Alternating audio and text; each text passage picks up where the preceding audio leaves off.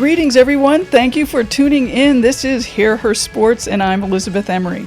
Joining me this week is triathlete and coach Kristen Lamb. It was super fun to talk about her incredibly active childhood. Her mom coached at St. Lawrence University for 34 years. So Kristen was surrounded by amazing athletic role models, from her mom to all the college athletes that she saw training and competing. We also talk about her own training and how she fits in everything required of triathletes. She's been called selfish for taking time away from her family to train, so we talk about that and also other barriers women face to remain physically active throughout their lives. She coaches sprint, Olympic, half Iron, and Ironman triathletes. She has some stories from that. Just this past weekend, Kristen PR'd by 2 minutes in a half Ironman, so she obviously knows how to train and how to continue improving. This year, she increased her focus on strength training and fueling for performance. Welcome, Kristen. It is so terrific you made the time to be here. A huge thank you, because I know you're in the thick of training right now. You know what? I'd like to ask you to start just with, you were a very sporty kid, and I'm interested, how did you get started in sports? So I really attribute that to my mom. I grew up in a college town, St. Lawrence University, in the middle of upstate New York. She was a coach there for 34 years, coached from 1966 to 2000 when she retired. She took on tennis, alpine skiing in the early years, and then really focused on women's field hockey and lacrosse. She was chair of the women's athletic department from, I think it was 1968 to 74 when the programs merged. But yes, always moving, and getting some of her friends who weren't as sporty to move. She had kayaks and would get friends to go kayaking with her in the Adirondacks. My mom is a great communicator, loved talking to people, and she just got people involved. She did that as a coach from a young age, would see an athlete and be like, you know what, you would make a great lacrosse goalie. And sure enough, get this kid, in pads. And, I can think of a few athletes where, she brought them into the sport. And that's really cool, because I think a lot of that can be intimidating. And she wasn't an intimidating force.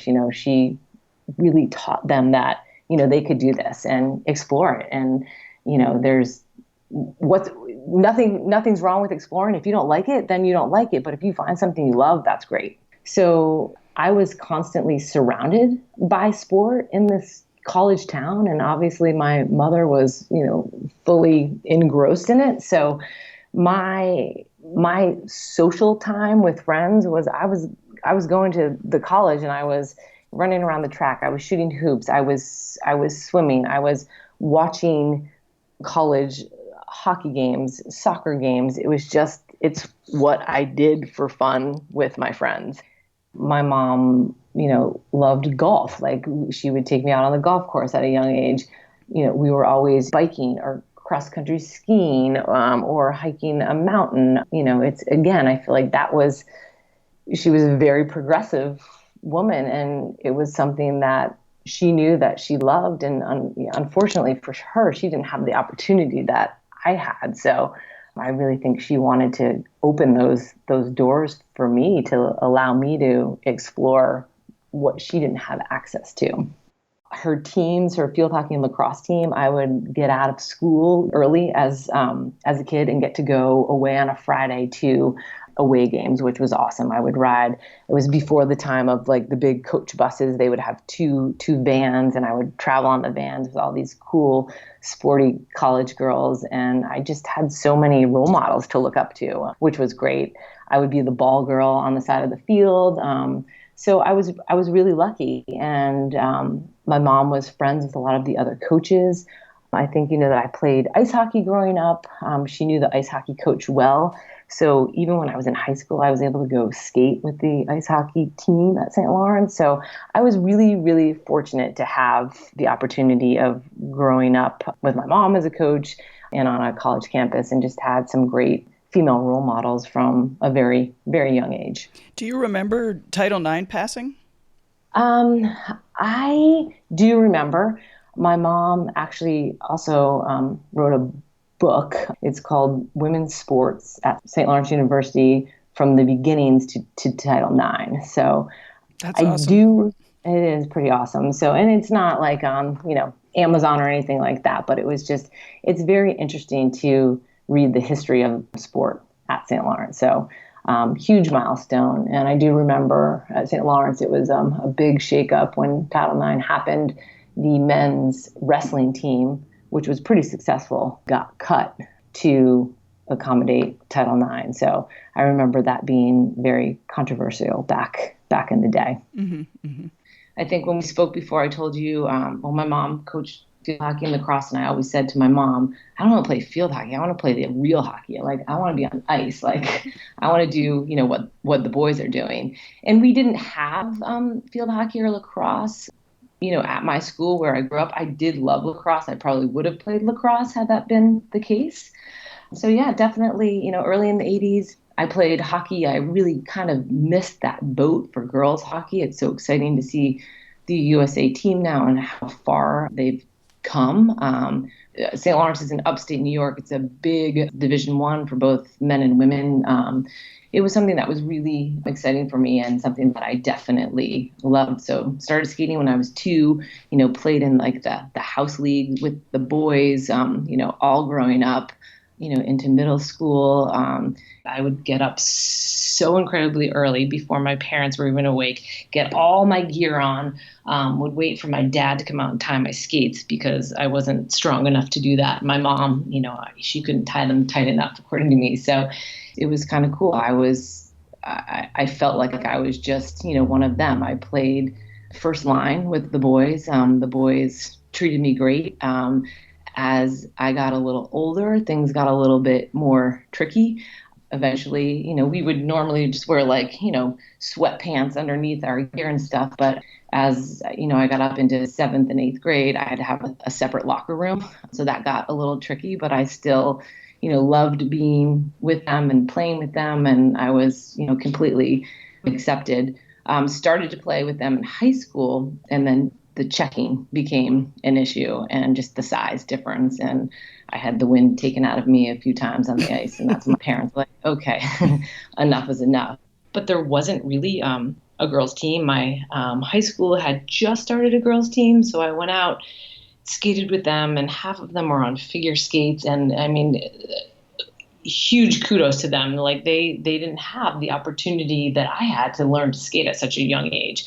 So, they were out there and, they were killing it, but I had a lot more experience on the ice than they did. So I was frustrated and basically told my parents, what, if I can't play with the boys, then I'm not gonna play at all. So we explored some opportunities, and I was fortunate enough to be able to, living so close to Canada, I was able to find a team, and I commuted and I played with them, and it was super competitive. I got to play against like Cami Granado because we played a lot of the colleges, which was great. Tons of tournaments in Toronto, and it was an awesome opportunity. Kind of like saved my hockey career. So it's kind of my ice hockey story. Cool. Just loved it. To the point, like, we would have a storm and a little teeny tiny puddle would freeze in my backyard, and I would be out on my skates with like a stick and a puck. I don't know how I was even skating, but it was like my favorite thing to do, just to find any frozen piece of ice to get on as a child. So it was definitely a passion for sure. Tell me a little bit about your own training right now. So my recent addiction is triathlon, specifically Ironman triathlon. I started in 2009. I got hooked when I did this, first triathlon that my personal trainer convinced me to do. After that, maybe 2 months after that, I bought my first road bike. I remember crossing the finish line of this, it wasn't even a race that you paid for. It was just like a handful of people, maybe 20 people that were out there to swim, bike, and run.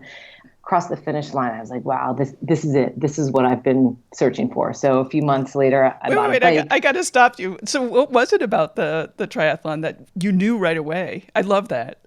You know what? I just think, like I said, I have that competitive drive in my body. And now it's like, all right, this is something that I can do. I can put 3 disciplines together and it's all me. Like, I'd never really been a individual sport person. I was like, this is it. Like, I don't have to rely on, others showing up, and it was something that I'd never really done before. And it was challenging. I was like, I can swim, bike, and run. And when I finished, I was like, wow, like the swim was in the ocean, and that was kind of like crazy and scary, but I did it. And I'd never really clipped in on a bike before. And I loved the bike portion of it. I loved going fast. And I used to hate running. I mean, I grew up playing soccer, and like running was kind of our punishment. But I ran and I felt great. And I was just like, you know what, this is what I need right now. So in 2010, I signed up after I had my new road bike. I signed up for like 10 sprints. In 2011, I, kind of graduated to the Olympic distance. I was able to compete with Team USA in 2012 and 13. In 2012, I went to Auckland, New Zealand. In 2013, I went to London. You basically do a national race, and you have to qualify to get you race as an amateur for Team USA, but you race against people from all over the world. So that was really, really cool to get to go some cool places. I did my first half in 2012, and I remember finishing my first half, and I was like, oh my God, the people who do Ironman, they're just crazy. I can't even imagine doing that distance a whole nother time. And I swore that I would never, ever, ever in a million years do it. I didn't think I had it in me. 2013, I continued racing all three of those distances, sprint, Olympics, and halves. And then something just flipped in my mind in 2014. I was like, you know what? I'm going to throw my hat in the ring and just try this Ironman thing. Just try it once. I got to see what it's all chalked up to be. I mean, you see all different ages, shapes, sizes, abilities. I was like, you know what? Like, if I know I can do this, I just have to put the time in. So, I got the buy-in from my husband. He's like, if you want to do it, get it out of your blood, just make it happen. And I had the registration up on my screen of my computer, and it kept timing out because I was too chicken to actually hit the button. And when I did, it was like this panic like overcame me, but I was also super, super excited.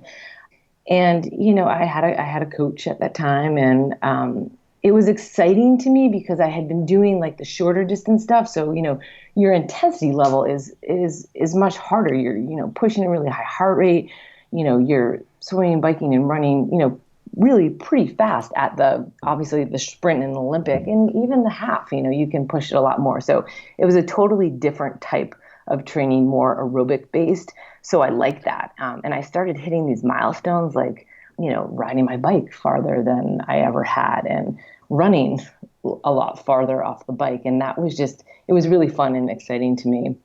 What I don't understand about the triathlon, and particularly the Ironman, is how does a normal person fit that kind of training in their day? I mean, you have other stuff that you're doing. You have kids, you have a family, you have work, It's a lot of it's just a lot of training. It's a lot of training. It's a lot of early hours. And, I coach a lot of long course athletes now, and, a lot of people don't have the time, but it's, what your expectations are. Are you happy with a 15, 16, 17-hour Ironman? Like, some people can do Ironman on 10 hours a week of training. Really, the bulk of your training doesn't really start until when it's really go time, it's like 12 weeks out. So 3 months of training. But, I'm not going to lie to you. There's mornings, you're up at 4:00. I have friends who have, really big time jobs and are doctors, and they'd be on their trainer at 3:30 in the morning. It definitely takes a drive and a passion to want to be able to do this. So, like they say, like if it's important to you, you find the time. I coach a guy who's president of an advertising company, and, his training can change day to day, week to week. It's a little bit of a challenge, but we have to, adjust it. Maybe he can't get a 2-hour ride in because a meeting comes up. So we give him a 45-minute ride with a little bit more intensity. So, you have to be flexible, but it's a lot of early mornings. I try to do my stuff on the weekends super early, so I'm back to be able to spend time with my family. And again, everyone's plan is going to differ based on how much time they have and really what their goals are. But you make time for what you love. And that's Right. how I guess I explain it. Somebody comes to you and they're interested in doing Ironman, but they really don't have that much time. Would you try to fit the training for an Ironman into their schedule, or would you encourage them to maybe do a half or the sprint distance? People typically, I mean, I've had a few. I have an athlete last year who found me on Ironman Coach Match, and young kid, awesome, like great athlete, great person. He has an extremely busy job. He's an attorney for Major League Baseball players. And we spoke, and he's like, "So I'm signed up for Ironman Texas." I was like, "You do know that that's like 3.5 months away?" He's like, "Oh, I know." And I was like, "Okay, you've never done any sort of triathlon before, not even a sprint." So we kind of talked it through, and he's like, "I will do everything you tell me to do. I can make time for this. This is like a bucket list dream goal for me. Like, please help me get there." And he was the athlete who made it all work. He travels a lot. He would find a pool wherever he was at. He would find a track. He would hop on a spin bike if he had to. So it's really figuring out how much time that athlete thinks that they can give me and working with that. But it takes constant communication because, as you know, life changes. None of us are professional athletes, and there's other things in our lives, whether it's kids or spouses or, jobs, one or two jobs. So you kind of have to get creative with how you're going to make it work. I typically wouldn't take on someone who's never done a triathlon before and wants to jump into an Ironman, but just knowing this guy's background and how active he was, he had done marathons before, I felt like he was one that was going to be able to follow through with it. So in the company that I coach for, Breakthrough Performance Coaching, we do work with shorter course athletes, but primarily people come to us more so looking for guidance when they're taking on like the half or really the full distance. So, a lot of the people that I work with, I like them to make the progression of, starting small and kind of building up to that larger distance. A lot of my athletes are like, "I only want to do a half. It's my bucket list." They do a half. The next year they're doing 3 halves, and then now they're full on into Ironman. So it's Right. it's the journey. I think it's something really special, and the people who do it get it and understand it. And, really anyone can do it. Anything is possible. You have to find the time, to do the work. And I still have a coach, even though I'm a coach. I like to be told what to do. And, if I had to program my own workouts, I probably would scale back and be like, I should be doing this, but I don't really want to be doing that. So, but I love being held accountable. I love getting out there and pushing my body. Even when I'm tired, I always feel amazing when I'm done. So You talked a lot about waking up early to do the training sometimes. How do you, do you have advice for people who are struggling to get up? How do you make that happen? yeah, and it's a hot topic because I mean I'm sure you understand the importance of sleep these days too, and Right. that sleep piece is really critical to recovery and performance and not getting sick. So again, you do have to make a lot of sacrifices to do the sport. I feel like it's taken me quite a while to actually really find that balance. And, I mentioned before, your training for this long course stuff is periodized. So, I know when my really busy times are going to be. So I know I'm going to have to scale back maybe on some social things. And that can be tough, but I also know I pick an Ironman. Lake Placid is kind of my jam, and that's in July. And I know after that, I have the month of August to be more social and be with my friends. So I think if you're doing this, you have to have a passion. Everyone has a story. Why do you want to do this? And my alarm goes off in the morning, and I know the people that I'm racing against, they're probably getting up early too, and I can choose to stay in bed, or I can go up and chase what I love and know that I'm going to feel good once I get it done. It's a great start to your day. If I don't do my workout, I kind of feel a little bit bad about myself.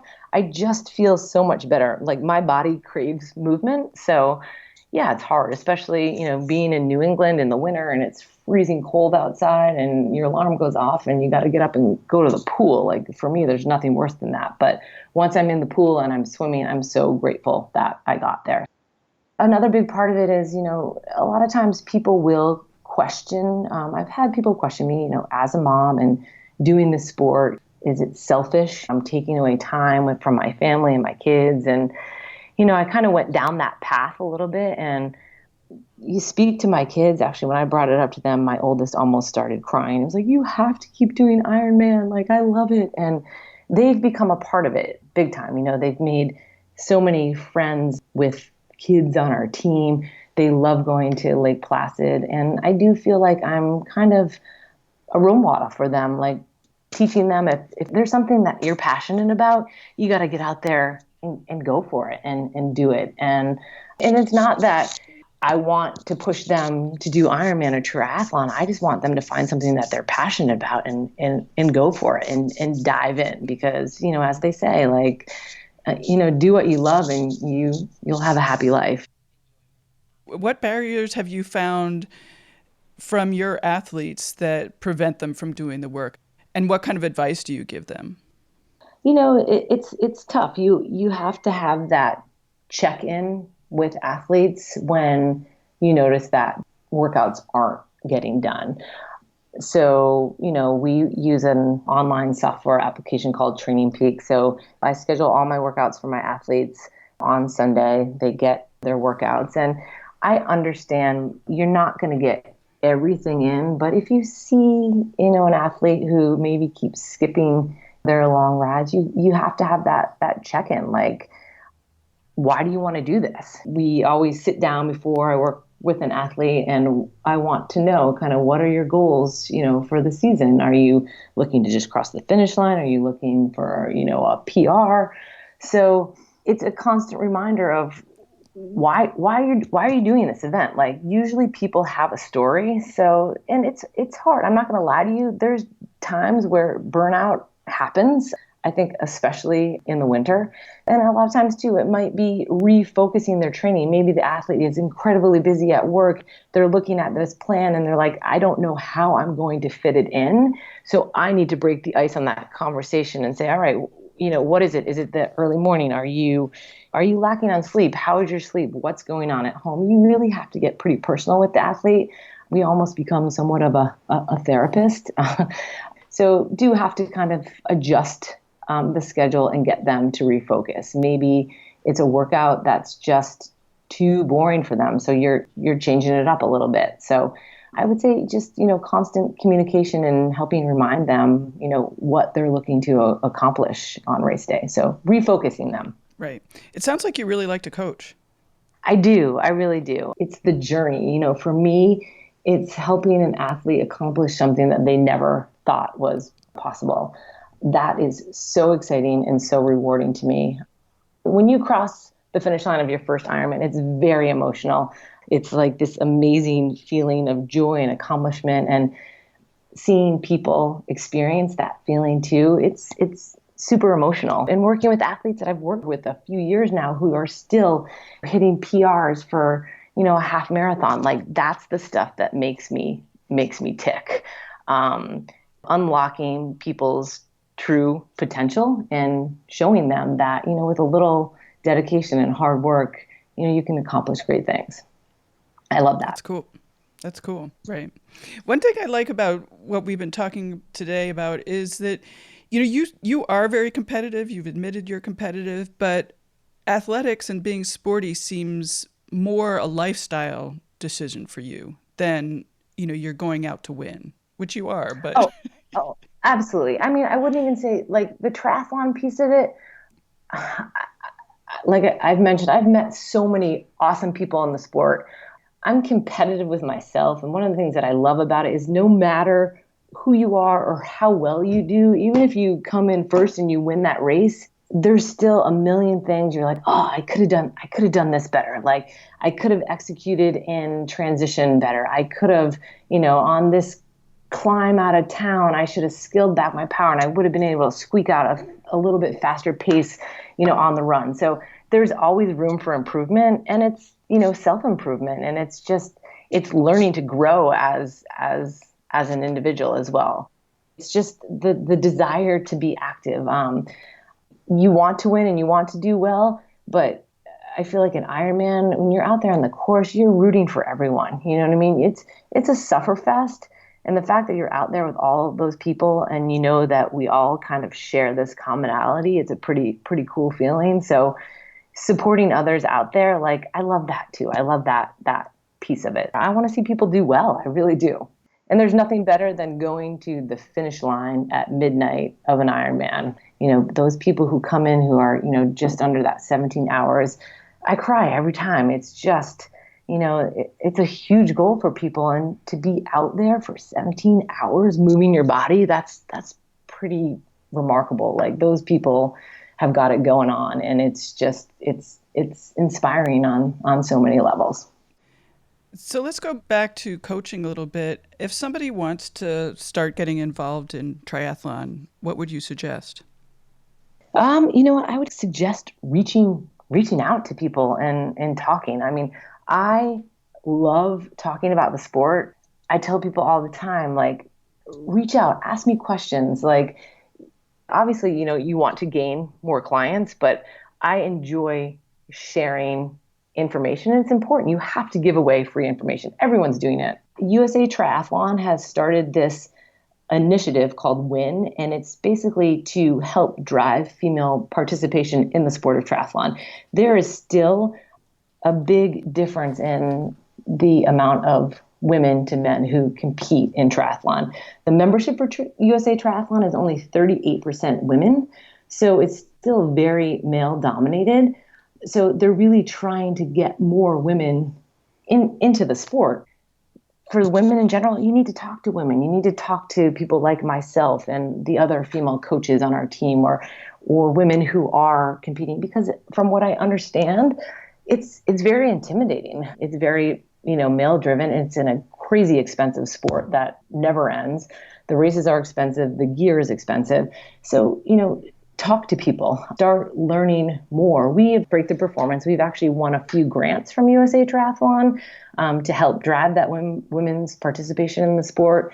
We did a all-female open water swim clinic, which was really fun. Got a great group of women out there, and I think it was just a stage where they felt comfortable. It was just our women coaches, and they felt comfortable to ask questions that they probably wouldn't have felt comfortable asking had there been, males at the clinic. We did a bike mechanic clinic as well, all female. So, that's something that I'm passionate about, helping women feel comfortable. You got to talk to women who do it. The promising side of this is for the youth triathlon, there isn't as much as a barrier in participation. I think it's 46% females compared to males. So that's a promising trend. So you guys obviously at Breakthrough Performance Coaching made it a priority to get more women involved in triathlon. What are you seeing as the barriers? I mean, you talked a little bit about some of them. Is it fear? In a lot of conversations that I've had, it's been suggested that it's fear that's keeping women from doing cycling, for example, and maybe that's the same for triathlon. I think fear is definitely a part of it. I think that also there's the time constraints. How can I work a job, be a mom, and take this time away from my family to do something, for myself? That's a big piece of it. Also, the financial piece of it. Unfortunately, there's still barriers in males and females' salaries. Unless you borrow a bike, you borrow a wetsuit, you borrow all this gear from people, it's not really like you can sign up for a half marathon and all you need is a pair of sneakers. But in the sport, you need a lot of gear. And I've talked to new athletes who've come to me and feel like, oh, well, Breakthrough Performance Coaching, like you're all this bunch of like elite athletes, and it's so not the case. We work with beginners to, those elite athletes who are looking for that coveted Kona slot. I love working with the beginner. There's so much room for growth and success, and that's what the sport is all about. I mean, you can compete pretty much at any age. For 2 years, I coached a couple there in their 60s, and they came to me and they wanted to do Ironman Mont Tremblant. And, At first they didn't want anyone to know that they were doing it. They were just going to walk the marathon together. They just wanted to finish. And then as they started training and started seeing some success, they started to kind of change their tune, and they finished Tremblant. They ran it. They did better than they ever expected.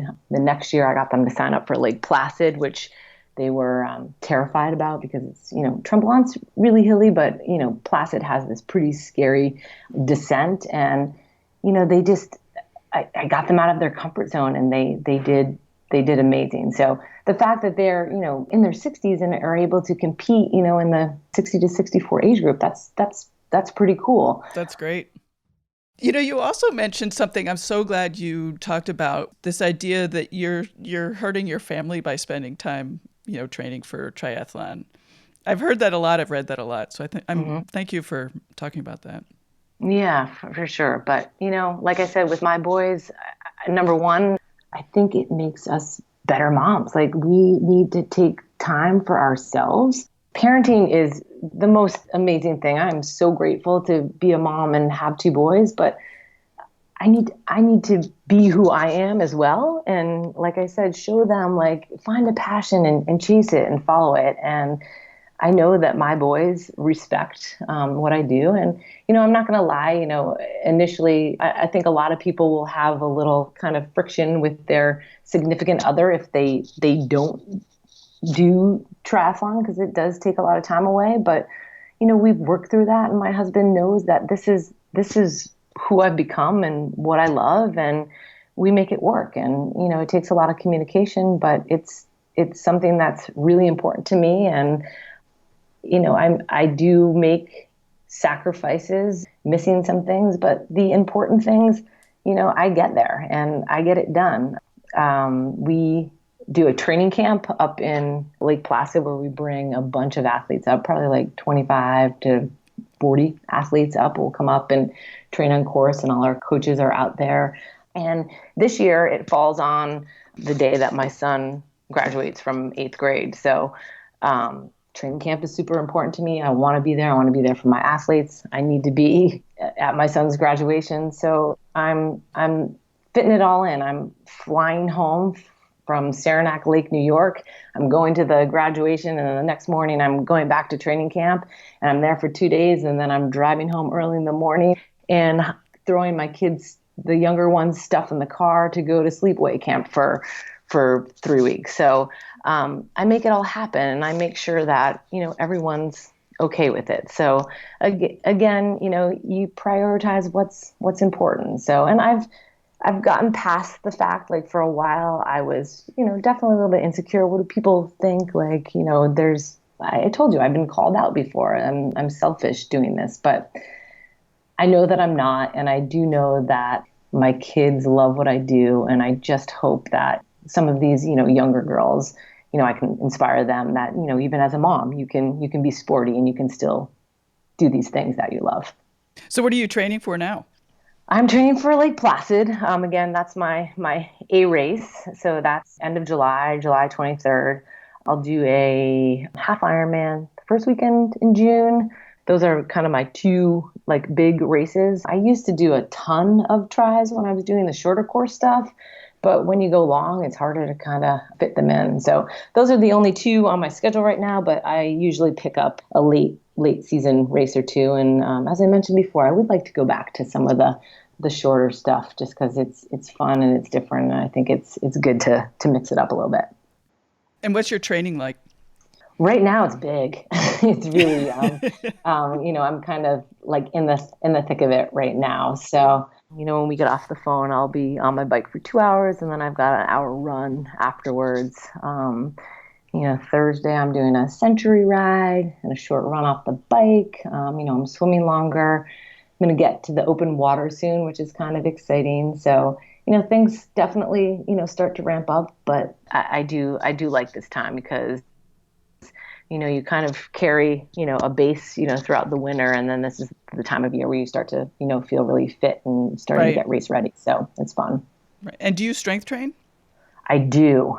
I think that is such an important piece, especially for women athletes as we get older. And it's one of the things that definitely falls by the wayside for athletes, especially as we get into this time of the year when they have to, take on more swim, bike, and run volume. But I started working with, I'm super, super lucky. I coach CompuTrainer classes where you set your bike up on a trainer that's kind of attached to a computer and at this facility. And two guys came in, and the head strength and conditioning coach used to be the head strength and conditioning coach for the LA Lakers. So these guys are incredibly knowledgeable. They have their PTs by background as well, but they love the coaching side of things. So they've really been helping me with kind of these little nagging injuries that we all kind of experience. And I'm really starting to love the whole, I've always done strength training, but I feel like I have a really specific plan based on what my goals are. So I'm really motivated by the strength piece of it this season for sure. Nice. And do you cross train at all? I mean, I don't know how you'd fit that in, but more so in the off season. And by cross training, I'm like riding a fat bike, that kind of thing. But I still, like I said, I wouldn't call golf cross training, but I'm still, super active. I play tennis here at home with a group of my girlfriends. I love golf. I try to get out there and play golf as much as I can. I love to snowshoe, cross-country ski. I love to run trails in the off-season. So movement is so important to, who I am. And again, there's times where I don't want to move, but I know if I do, I'll just be a much happier person. And once I'm out there, it's who I am. So I'm up for anything. Right. And you said you have a coach yourself. I do. And I always will. I know what I need to be doing, but I like to be held accountable by someone else. And I want someone who, can help me kind of break out of my comfort zone. If I was to program my workouts, I think, again, something, if you're not, paying for it, like kind of who cares? But if you're being held accountable and someone's looking over, all of your data, it kind of, pushes you to that next level. So Jeffrey Capobianco, the head coach for Breakthrough Performance Coaching, he is kind enough to coach me. And, I learn a lot from what he programs for me for workouts and talking to him about, my results and my metrics. So I'm super grateful for that. And what are your biggest struggles? My biggest struggle. So the swim is the hardest discipline for me. I feel like, I'm a solid swimmer, but I'm not top of my age group in the swim by any means. I get through it just fine, but I feel like people like myself who didn't grow up swimming competitively, the swim is so technical that it's really difficult to get a lot better without spending a lot of time in the pool. So the swim is definitely, that's the toughest component for me. So what are your goals? For me, I don't feel like I've been able to accomplish or execute the run I would like to have off the bike in Lake Placid. So I would, really like to have a solid run this year in Lake Placid. And, that's my goal. But when it comes down to it, to be completely honest with you, I feel so grateful, at my age that I'm able to, do what I do. And crossing any finish line and doing an Ironman is just, such a huge success in my mind. So again, you can't put too much pressure on yourself. That's how I feel about it. I do the sport because I love it. I don't do the sport because I'm trying to, get somewhere or prove something to someone else. I do it because it really brings joy and satisfaction to me in my life. Cool. And you mentioned nutrition. And I always like to ask my guests about their nutrition and, their favorite foods and stuff. So how does nutrition fit into your life? Not only into your training life, but also your family life. So it's something that I've decided to take a, harder look at this year. I've always considered myself a pretty healthy person, but you get a little bit older and hormones kick in. And, when I first started this, I felt like, oh, I'm doing Ironman. I'm riding my bike, 1,000,000 miles a week. I can eat whatever I want. And that's not really the case anymore. So, incorporating some recovery, eating after those intense workouts has become something I'm focusing on more so these days. So in the morning, if I'm not having a super intense or long workout, I would say my kind of favorite go-to is eggs, 3 eggs with a ton of vegetables, spinach, peppers, avocado. I just throw whatever vegetables I have in a pan with coconut oil and eggs, and getting that protein and carbs from my vegetables. I'm a huge egg fan. Oftentimes I do smoothies a lot as well: berries, bananas, almond milk, coconut milk, a little protein powder. Big smoothie person. My kids have taken on smoothies now. They love them, which is great. My oldest brings one to school every day. My youngest has one before school every day. So we do a ton of smoothies in the house and have fun with kind of creating new smoothie recipes on our own, which is great. For the big intense workouts where I need to really focus on, carb loading, my new favorite this year is I do a healthy French toast with a healthy bread, like an Ezekiel bread, dipped in egg with a little bit of almond milk and cinnamon. And then I just load it with, fresh berries and maple syrup. I also make my own granola, which I love. I love food. I could go on and on and on about food. Lunch is usually have you heard the term? I just learned a BAS, a big ass salad with a ton of protein. My salad bowl, people can't believe how much salad I eat. There's not a lot that I don't eat. I definitely eat red meat. I eat carbs. I eat grains, but I try to time when I'm eating them and when I need them. So really trying to focus on fueling for, performance and fueling for, moving my body. So you're eating your bready, grainy carbs before a workout? Yeah, before a workout, or sometimes, the night before a workout. Right. The day before Ironman, that's super exciting because you get to eat everything. It's kind of disgusting how much we eat the day before Ironman just to top off those glycogen stores. But I mean, it's like pancakes and waffles and eggs and bacon. And, we try to stay away from the fruits and vegetables, how we normally eat, because there's too much fiber. But so it's a lot of food. We kind of taper our eating throughout the day. So your breakfast, you want to be eating by 9, and that's your biggest meal of the day. And then, kind of small snacks throughout the day. Pretzels are kind of my go-to, carby and salty.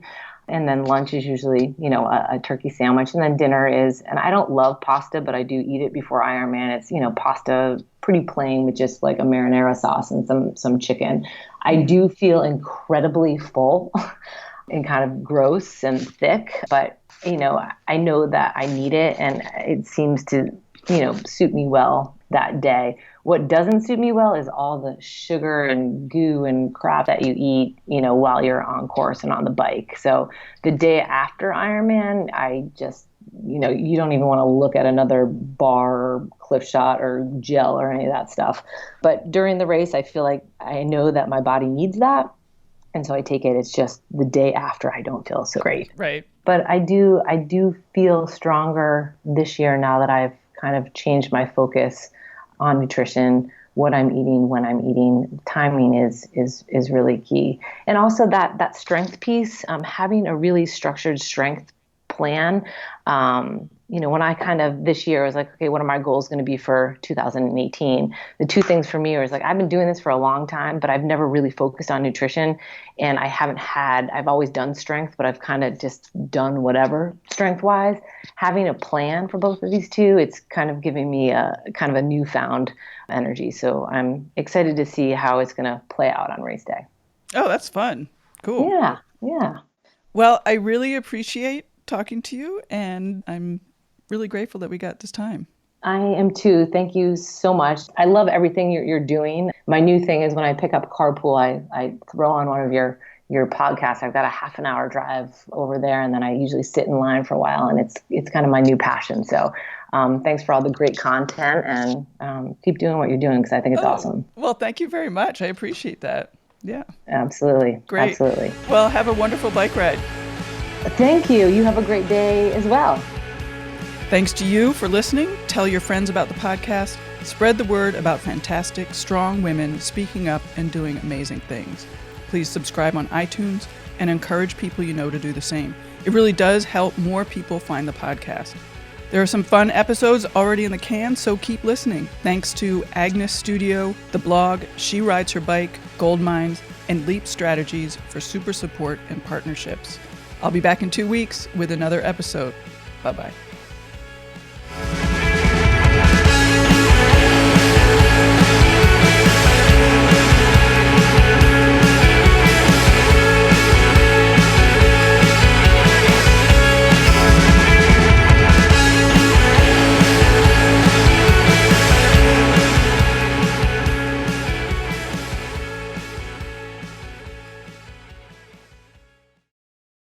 Hey there, my name is Michael Laminato and this is Pit Pass F1, a brand new podcast that'll take you closer to the action of the world's most prestigious motorsport. From Monaco to Miami and Australia to Azerbaijan, Pit Pass F1 is on the ground and has you covered. Esteemed F1 journalists Julianne Cerasoli and Chris Medland will take you inside the sport every round. They'll keep you up to date with the latest news breaking in Formula One and the most influential views shaping the world of Grand Prix racing. Every Friday, we'll be bringing you a track guide and race preview, and Chris and Ju will be in your feed every morning from Saturday through to Monday to keep you up to date on all the day's action on and off the track. So if you want to be in the know on the latest in Formula One, subscribe wherever you get your favourite podcasts and visit us at evergreenpodcasts.com. Pit Pass F1, a brand new show for Evergreen Podcasts.